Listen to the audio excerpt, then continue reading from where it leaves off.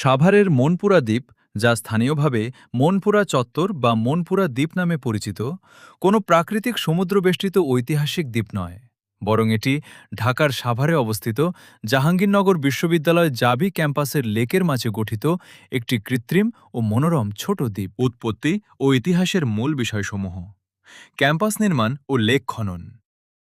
১৯৭০-এর দশকে জাহাঙ্গীরনগর বিশ্ববিদ্যালয়ের master plan বাস্তবায়নের অংশ হিসেবে বেশ কয়েকটি কৃত্রিম লেক খনন করা হয়।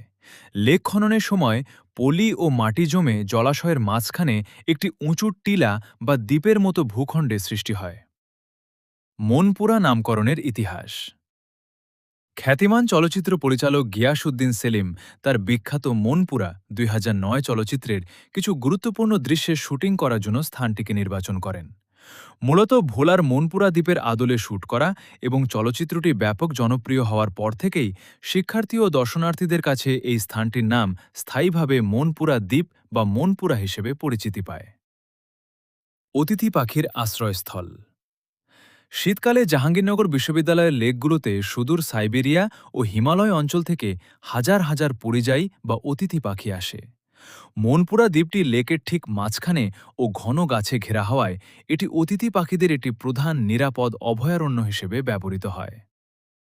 বর্তমানে দ্বীপটি বিশ্ববিদ্যালয়ের শিক্ষার্থীদের আড্ডা, বিশ্রাম এবং প্রকৃতিপ্রেমীদের অন্যতম প্রিয় একটি স্পট। বাংলাদেশের মূল প্রাকৃতিক ভৌগোলিক মনপুরা দ্বীপটি মেঘনা নদীর মোহনায় ভোলা জেলায় অবস্থিত, যার ইতিহাস কয়েকশো বছরের পুরনো। ভিডিওটি যদি আপনাদের ভালো লেগে থাকে তাহলে একটি লাইক ও শেয়ার করবেন। আর আপনারা কে কোথায় থেকে ভিডিওটি দেখছেন তা কমেন্ট করতে ভুলবেন না। ধন্যবাদ।